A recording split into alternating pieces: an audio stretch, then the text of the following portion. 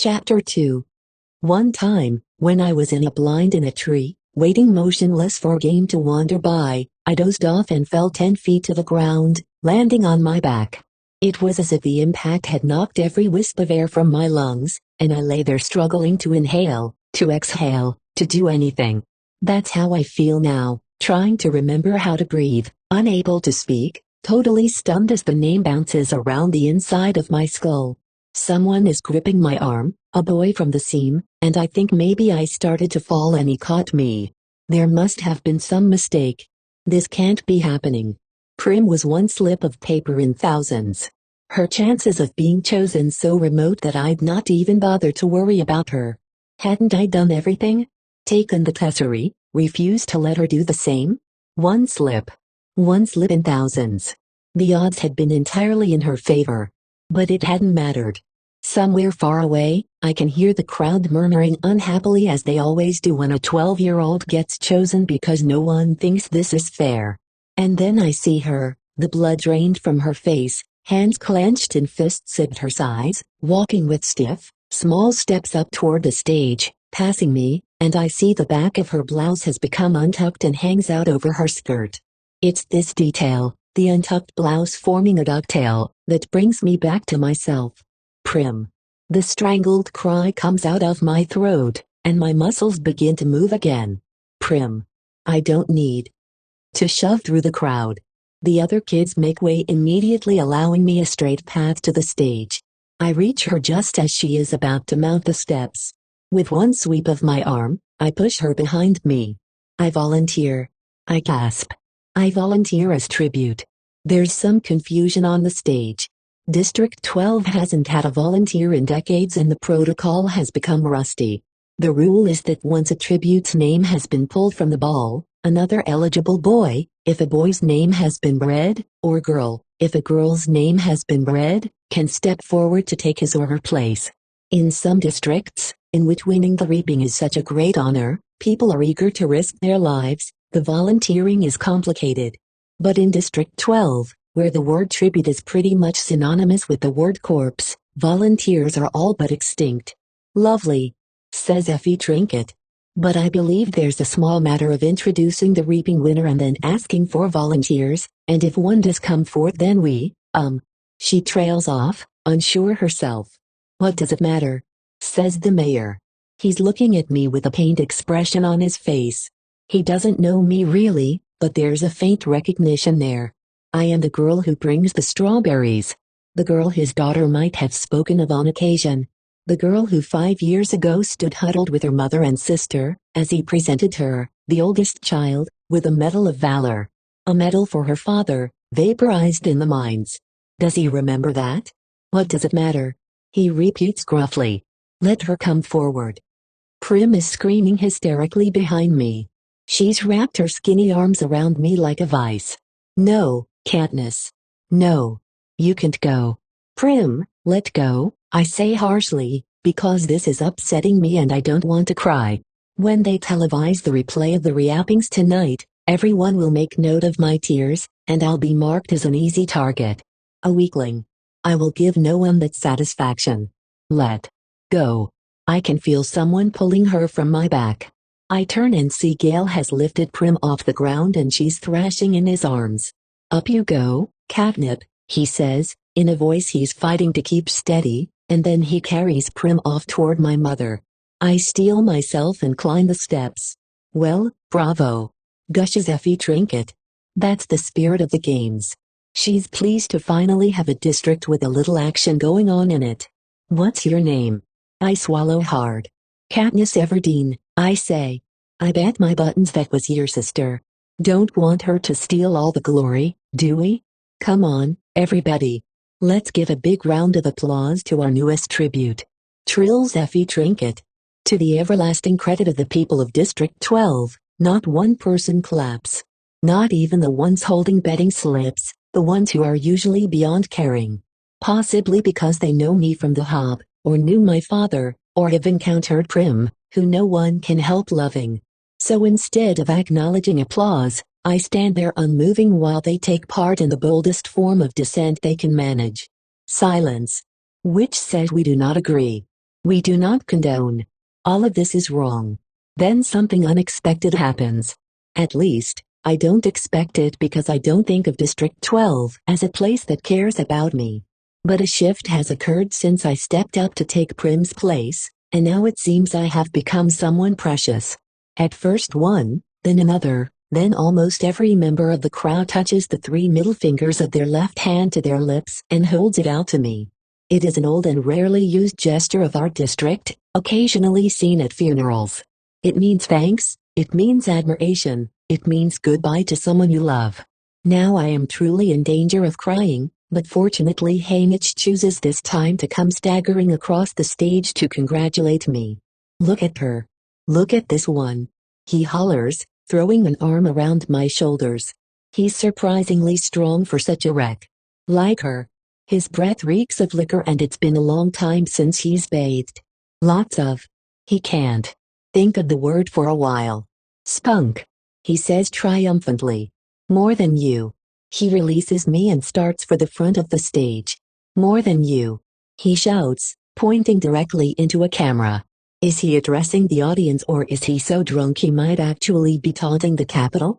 I'll never know because just as he's opening his mouth to continue, Hamish plummets off the stage and knocks himself unconscious. He's disgusting, but I'm grateful. With every camera gleefully trained on him, I have just enough time to release the small, choked sound in my throat and compose myself. I put my hands behind my back and stare into the distance. I can see the hills I climbed this morning with Gail.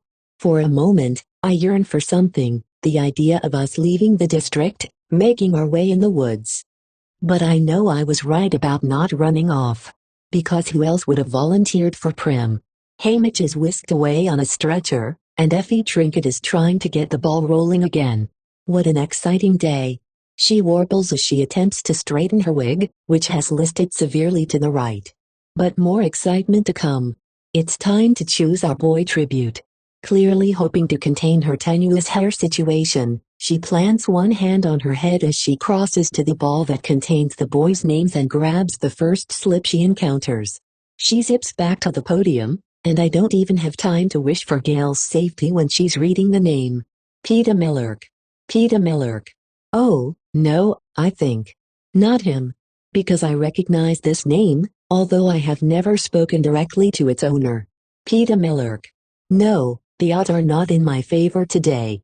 I watch him as he makes his way toward the stage. Medium height, stocky build, ashy blonde hair that falls in waves over his forehead.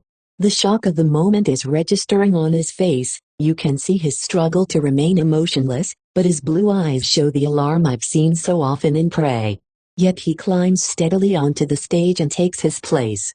Effie Trinket asks for volunteers, but no one steps forward. He has 2 older brothers, I know, I've seen them in the bakery, but one is probably too old now to volunteer and the other won't. This is standard. Family devotion only goes so far for most people on reaping day. What I did was the radical thing. The mayor begins to read a long, dull treaty of treason as he does every year at this point. It's required, but I'm not listening to a word. Why him? I think. Then I try to convince myself it doesn't matter. Peter Millerk and I are not friends. Not even neighbors. We don't speak. Our only real interaction happened years ago. He's probably forgotten it. But I haven't and I know I never will. It was during the worst time. My father had been killed in the mine accident 3 months earlier in the bitterest January anyone could remember. The numbness of his loss had passed, and the pain would hit me out of nowhere, doubling me over, racking my body with sobs. Where are you? I would cry out in my mind. Where have you gone? Of course, there was never any answer. The district had given us a small amount of money as compensation for his death, enough to cover 1 month of grieving at which time my mother would be expected to get a job. Only she didn't. She didn't do anything but sit propped up in a chair or, more often, huddled under the blankets on her bed, eyes fixed on some point in the distance. Once in a while, she'd stir, get up as if moved by some urgent purpose, only to then collapse back into stillness. No amount of pleading from Prim seemed to affect her. I was terrified. I suppose now that my mother was locked in some dark world of sadness, but at the time, all I knew was that I had lost not only a father, but a mother as well. At 11 years old, with Prim just 7, I took over as head of the family. There was no choice. I bought our food at the market and cooked it as best I could and tried to keep Prim and myself looking presentable. Because if it had become known that my mother could no longer care for us, the district would have taken us away from her and placed us in the community home. I'd grown up seeing those home kids at school. The sadness, the marks of angry hands on their faces, the hopelessness that curled their shoulders forward. I could never let that happen to Prim. Sweet, tiny Prim who cried when I cried before she even knew the reason, who brushed and plaited any mother's hair before we left for school, who still polished my father's shaving mirror each night because he'd hated the layer of coal dust that settled on everything in the seam. The community home would crush her like a bug. So I kept our predicament a secret. But the money ran out and we were slowly starving to death. There's no other way to put it. I kept telling myself if I could only hold out until May, just May 8th, I would turn 12 and be able to sign up for the Tesserae and get that precious grain and oil to feed us. Only there were still several weeks to go. We could well be dead by then. Starvation's not an uncommon fate in District 12. Who hasn't seen the victims? Older people who can't work. Children from a family with too many to feed. Those injured in the mines. Straggling through the streets. And one day, you come upon them sitting motionless against a wall or lying in the meadow, you hear the wails from a house, and the peacekeepers are called in to retrieve the body. Starvation is never the cause of death officially. It's always the flu, or exposure, or pneumonia. But that fools no one. On the afternoon of my encounter with Peter Mellerk, the rain was falling in relentless icy sheets. I had been in town, trying to trade some threadbare old baby clothes of Prim's in the public market, but there were no takers. Although I had been to the hub on several occasions with my father, I was too frightened to venture into that rough, gritty place alone. The rain had soaked through my father's hunting jacket, leaving me chilled to the bone. For 3 days, we'd had nothing but boiled water with some old dried mint leaves I'd found in the back of a cupboard. By the time the market closed, I was shaking so hard I dropped my bundle of baby clothes in a mud puddle. I didn't pick it up for fear I would keel over and be unable to regain my feet. Besides, no one wanted those clothes. I couldn't go home. Because at home was my mother with her dead eyes and my little sister, with her hollow cheeks and cracked lips. I couldn't walk into that room with the smoky fire from the damp branches I had scavenged at the edge of the woods after the coal had run out, my bands empty of any hope. I found myself stumbling along a muddy lane behind the shops that serve the wealthiest townspeople. The merchants live above their businesses, so I was essentially in their backyards. I remember the outlines of garden beds not yet planted for the spring, a goat or two in a pen, one sodden dog tied to a post, hunched defeated in the muck. All forms of stealing are forbidden in District 12. Punishable by death. But it crossed my mind that there might be something in the trash bins, and those were fair game. Perhaps a bone at the butcher's or rotted vegetables at the grocer's, something no one but my family was desperate enough to eat. Unfortunately, the bins had just been emptied. When I passed the baker's, the smell of fresh bread was so overwhelming I felt dizzy. The ovens were in the back, and a golden glow spilled out the open kitchen door. I stood mesmerized by the heat and the luscious scent until the rain interfered, running its icy fingers down my back, forcing me back to life. I lifted the lid to the baker's trash bin and found it spotlessly, heartlessly bare. Suddenly a voice was screaming at me and I looked up to see the baker's wife, telling me to move on and did I want her to call the peacekeepers and how sick she was of having those brats from the seam pouring through her trash.